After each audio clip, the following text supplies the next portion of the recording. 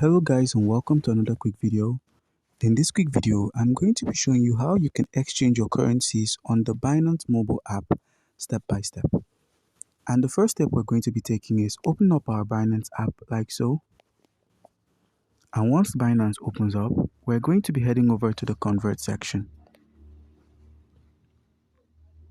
Once at the convert section, we're going to be taking note of the currencies we currently have listed here: Luna, Tron, and BUSD. So now, the process of exchanging currencies is almost the same, or it's rather the same process of converting. So we're going to be converting our Luna to BNB, and that's the max of Luna.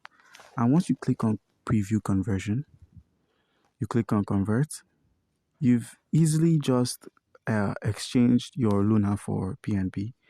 And it's that simple, guys. You just simply open your convert, put in the currency you'd like to exchange, and you put in its equivalent.